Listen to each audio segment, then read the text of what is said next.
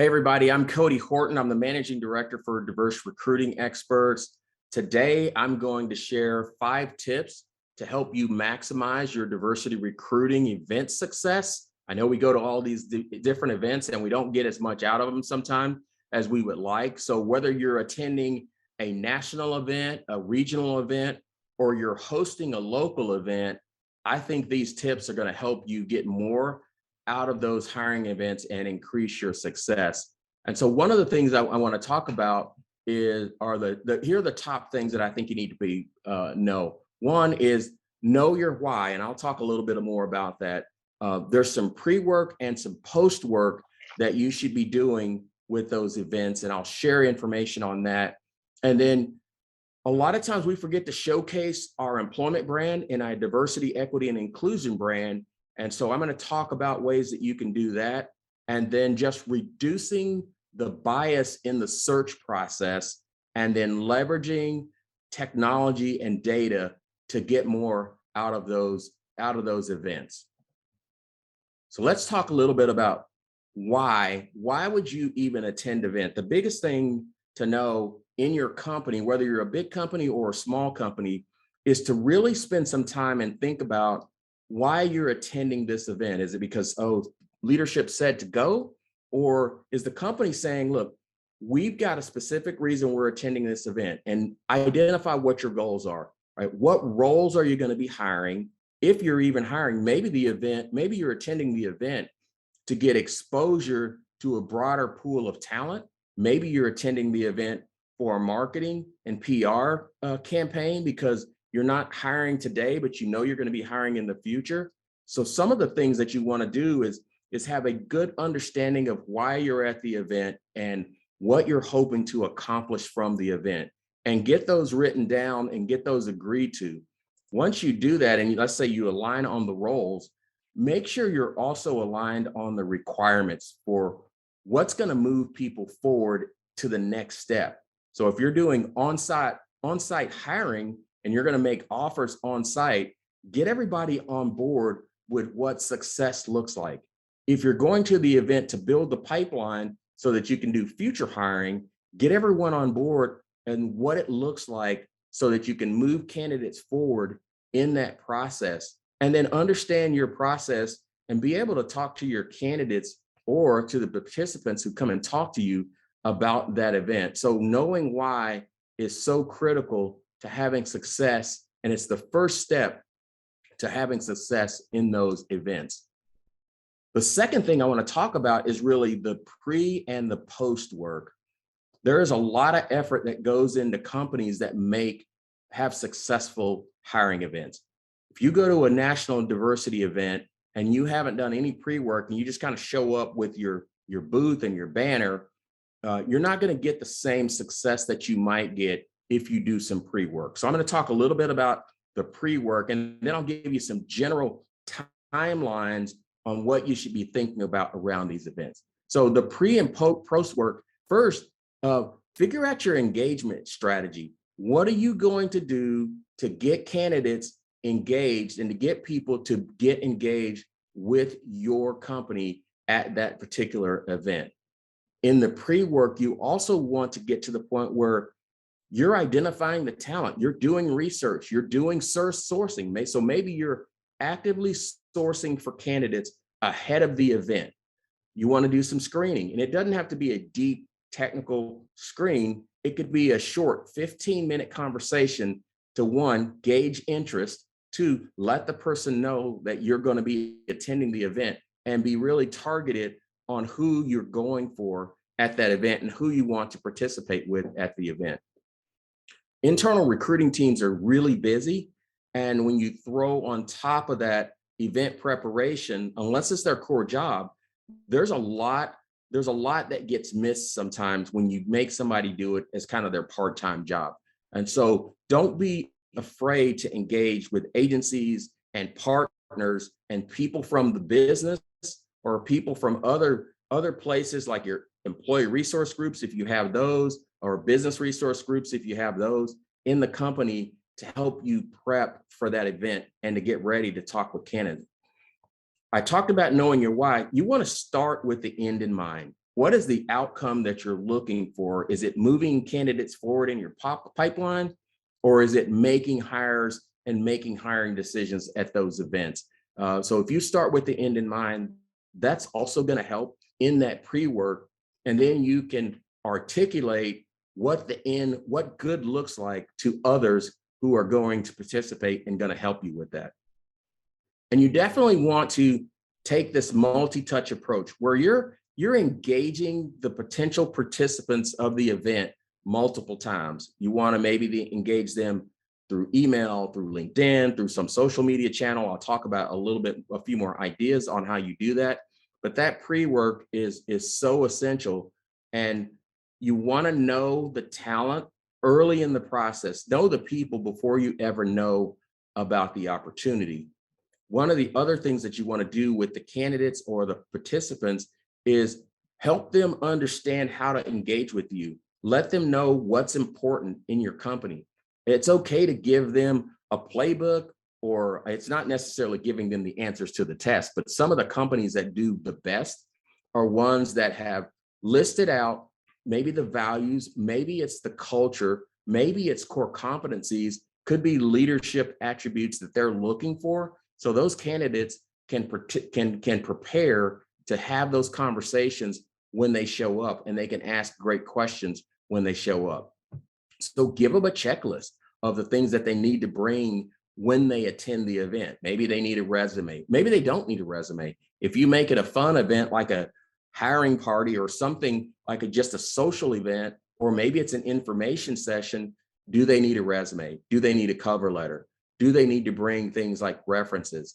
Is there other documentation that you're going to be looking for? But give your participants a better idea. The best events, especially if it's your first event, are the ones where you're just trying to get to know the people and build those relationships so that you can then have a better opportunity to make hires either at the event or later, because people work for companies, and especially in this market, they work for companies that they know, they like, and they trust.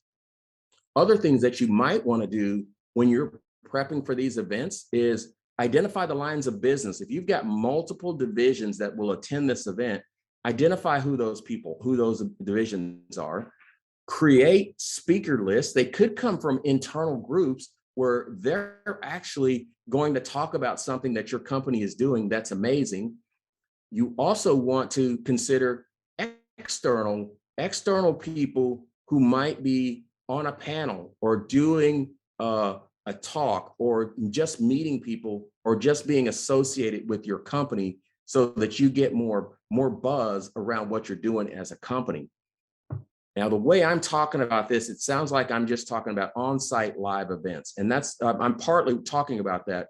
But whether you're doing a virtual event or you're doing a live event, you always want to make the virtual opportunity available to participants, because sometimes you're going to reach out to candidates, and for whatever reason, they're not going to be able to attend the event, but they still want the information. So you can either do it live and stream the content, or you can make a video and do it virtually. I would do both. I would do it virtually, and then record that virtual session so that other candidates can later come back and look at it, or maybe the people that attended and they had a conflict on their schedule, so they didn't make your presentation, have an opportunity to go back and review the content that was shared, because that's going to create the buzz. So these are all pre-work activities, and during the event, especially with the recording, and use your technology.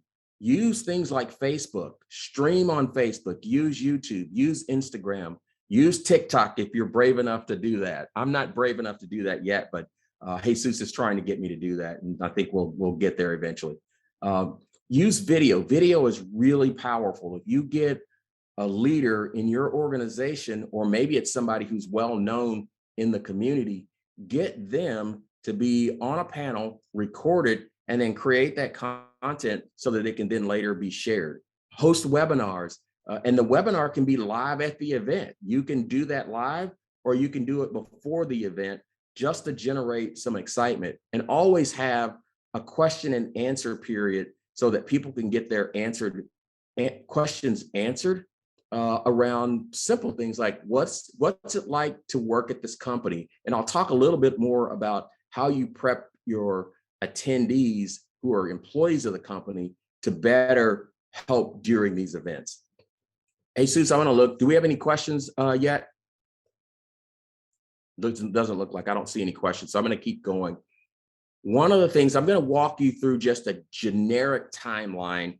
You'll have to think about your organization and how you plan to plan for these things. But if you're only doing one event a year, I would say at a minimum, you want to start out 6 months out planning that event.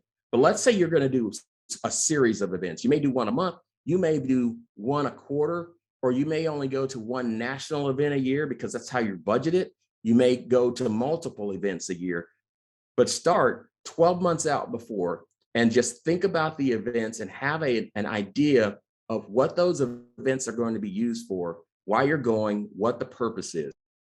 And then you can work through getting the venue set up. You can do all the logistic work behind the scenes. It gives you plenty of time.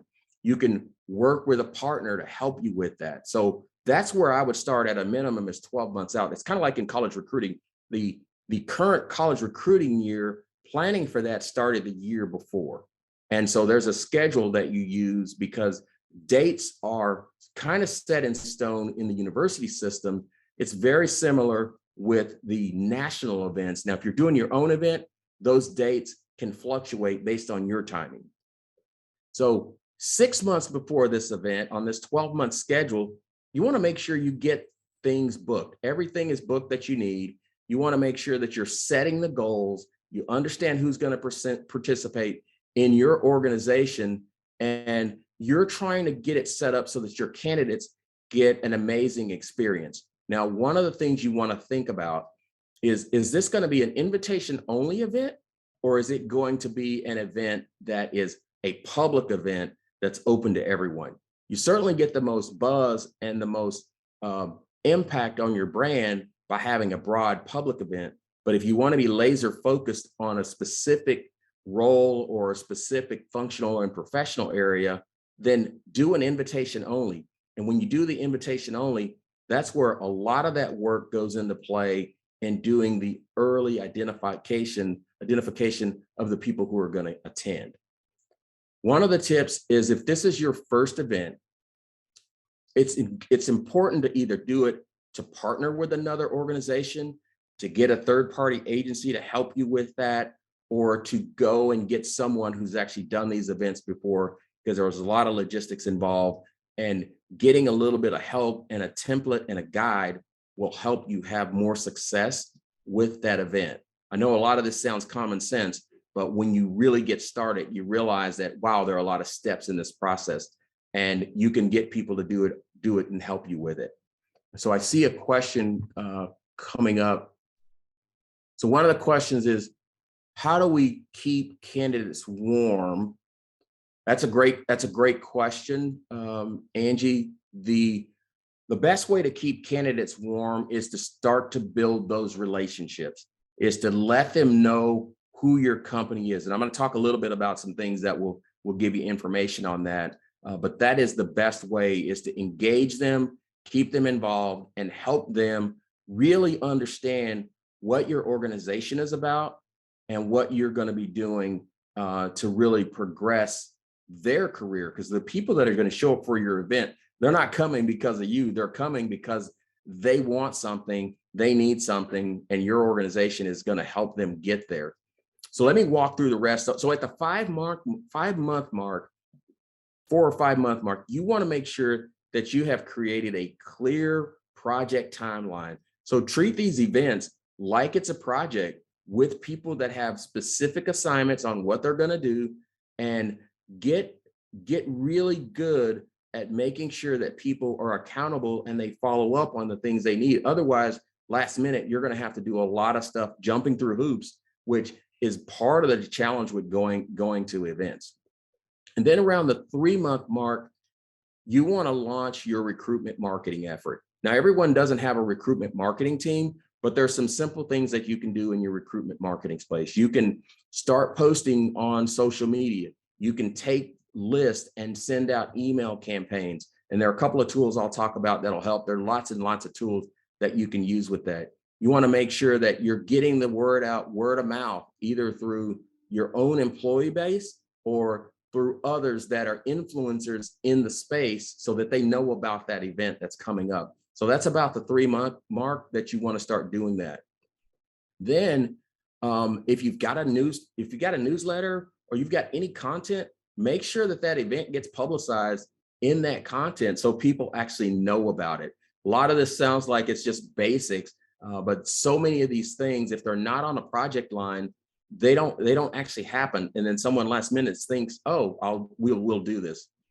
And then about a month and a half out before that event, you want to make sure those invitations are being sent out and they're being received. And there's certainly recruiters use a number of email tracking tools that allow you to see how many of your emails got opened, how many of your emails got read, how many people responded to your emails. So those are really good for smaller events. So if you want, less than 50 people at an event, we'll say 10 or 25 people at an event, doing those email invitations is really powerful, followed up by using your social media challenge to get that. And then about the six to 8 weeks out, you want to make sure you're actively engaging, sourcing, trying to talk to some of these candidates to really confirm whether they're going to be there. Maybe you've got a form for RSVP, but by talking to the candidates or exchanging emails with the candidates, you're getting an understanding of, one, what they're looking for, two, will they be at the event? And if they're not going to be at the event and you think they're a great candidate, how can you get them on video or on a call with someone who can actually talk to them about the company and about the opportunities that are there? And then for the public events, it's kind of no holds barred, right? You can get in, go full social media promotions, all the things that you would do to advertise the event. I know budgets are always restricted. And so, but there are some free things that you can do that will get it there. LinkedIn's free. You can post for free. Facebook is free. You can post for free. There's so many. Twitter is free. You can post there. If you're creative enough, get on Instagram or get on TikTok and just get that information out there and then point everyone to your RSVP so you still get a count. Because if you're going to host a party or a talk, you want to have a good count on who's going to be there so that you don't run out of food. I've been to these events where you kind of ran out of food.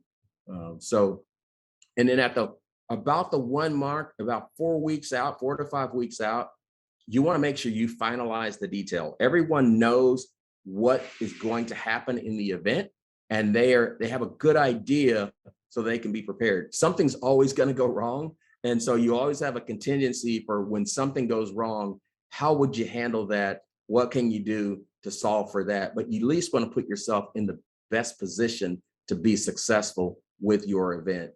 And then at the 48 to 24-hour mark, remind people of your event. Remind them that you're going to be there because people are busy. Make sure they have it on their calendar.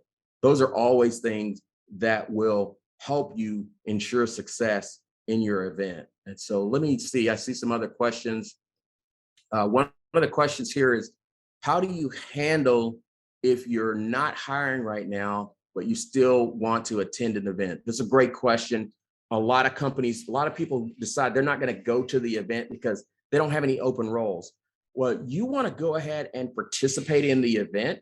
And the reason is you want to be able to showcase your brand. You want to be able to talk about what your company is doing and get those candidates or potential candidates to get to know, like, and trust you. So the more you want to take this multi-touch approach that I talked about, where you're engaging them locally, you may be engaging them nationally, you may be engaging them internationally if it's that kind of organization.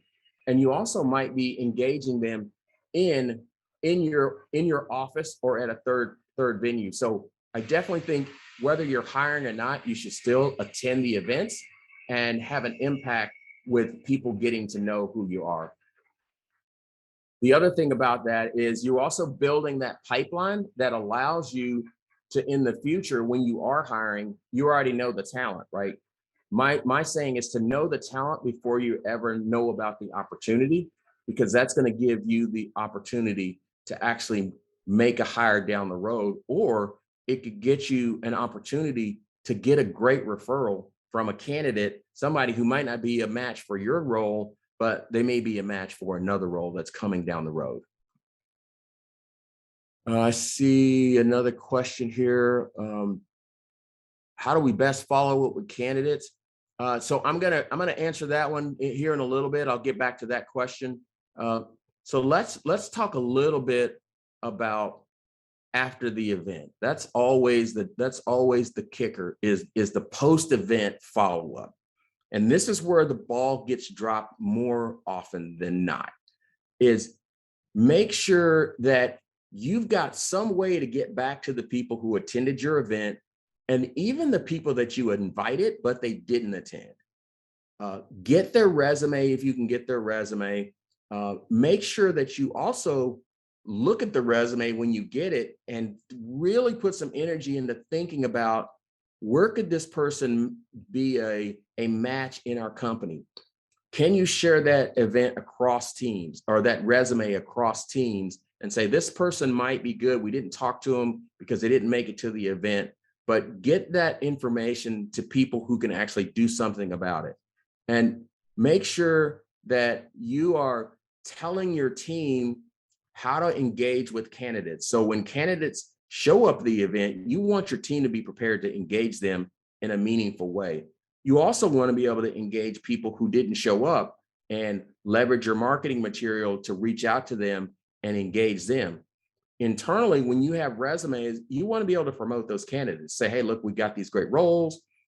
We've got a pool of candidates, and we want to have us look at those candidates. And maybe you have a day where it's an outreach day, right? Where you get together, you have a group of, it could be recruiters, it could be hiring managers, it could be recruiting coordinators, it could be someone from an ERG who are going to reach out to candidates and actually have conversations with them and talk a little bit about what your company is doing. So the other things that happen after the event, let's say you've gone to an event, you've been really successful, you've interviewed a lot of candidates, you followed up, and some you even extended hires to. When you get those new hires, one of the things that gets lost, especially when someone gets hired at an event, is the natural onboarding handoff process. So make sure that those new hires are being sponsored, and make sure that there is a connection that's made between them and the teams they're going to go work on, especially if the manager who's over that team wasn't there. So you want to make sure you post-event keep those people connected to what the company is doing so that they feel like they're part of the company, because that gets to the belonging component. And within that first couple of weeks of them starting, their experience is going to make a huge difference. So this is actually after the event, but you want to make sure that that happens. The other thing that you want to do is review how interviews went. How many candidates got no hired? How many candidates didn't match the criteria? That's going to give you information that should inform you on, hey, did we prepare our interviewers for this event, or did we just say you're going to the event with no preparation? And I'll talk a little bit about how do you prep people for those interviews and those events.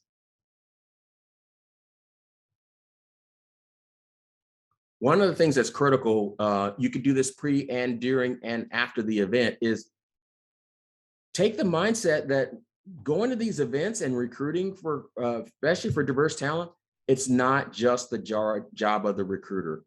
Recruiters take a lot of the burden and we put it all on ourselves to do everything. A lot of the teams, in fact, I don't know many teams that are staffed to the level that they can do their day job and then they can still work on events, unless events is their full day job. So get others involved.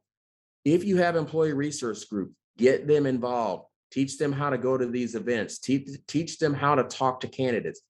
Managers, get them involved. Get technicians involved. Get anyone you can get involved. Get your leadership involved so that you can not be the only person doing the work, because that's a lot of stress if it just falls on the recruiter's shoulders. So in your plan, as you're writing things down, assign some of these things like be a speaker, be on a panel. Assign those things to your managers, your leaders, the members of your employee resource groups who are probably part of the community that you're serving. So if you go to a diversity recruiting event, you probably have people in your company who are part of an employee resource group who could attend that, and they probably want to attend that because it breaks up the monotony of their regular day, and it gets them involved doing something that's going to make a difference. And so when you plan these events, just plan to get others involved and don't try to do it all on your own.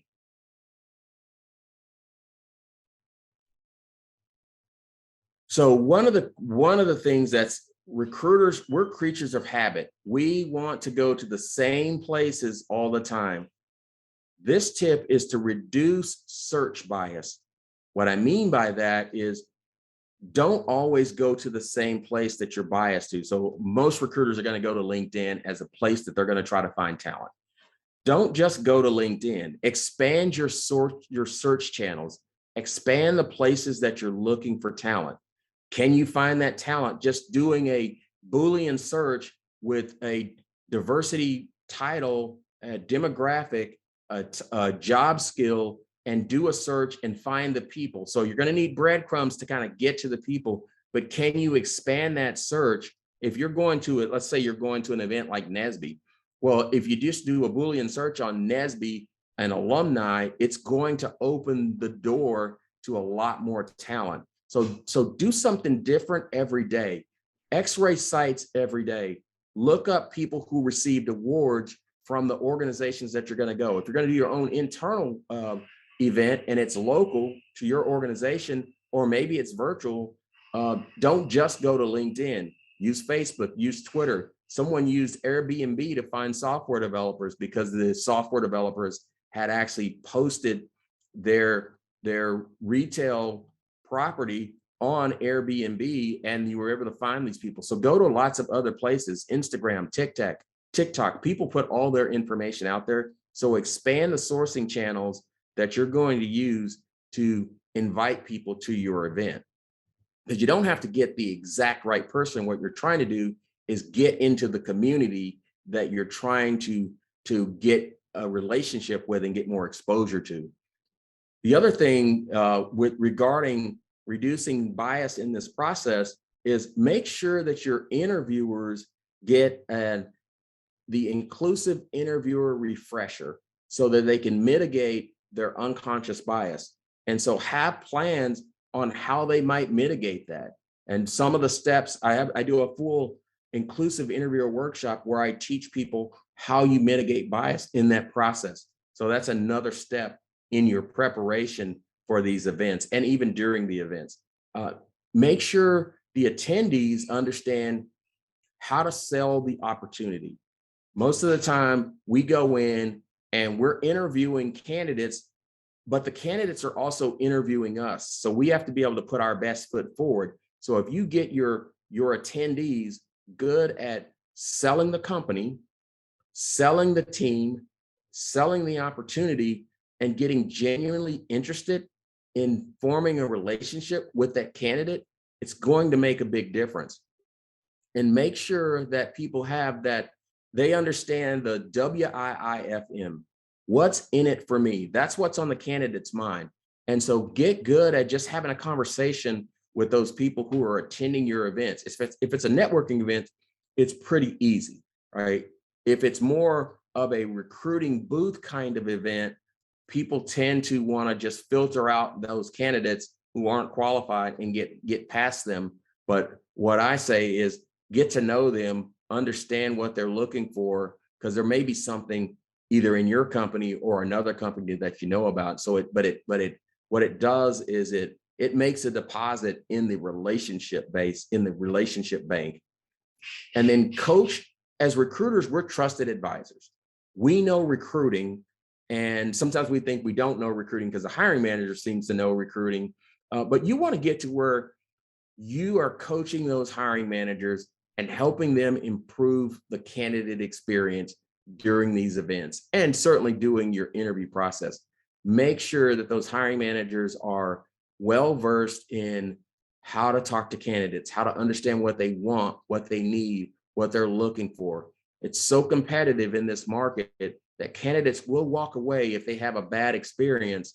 And not only will they walk away, they will talk about your company in a not so positive way. So get your hiring managers coached so that they get better at that. And anybody who's going to attend an event, get them to the point that they can do those. And some of the things that you want to be able to have your event attendees be prepared to answer. These are common questions that are typically going to come up. Make sure they're prepared to answer questions like, hey, what's the day in the life like in this company? Why did you come to this company? Why are you staying at this company? What roles have you held, and what does the career path look like for someone in this company? And what is it like to be on your team at the company?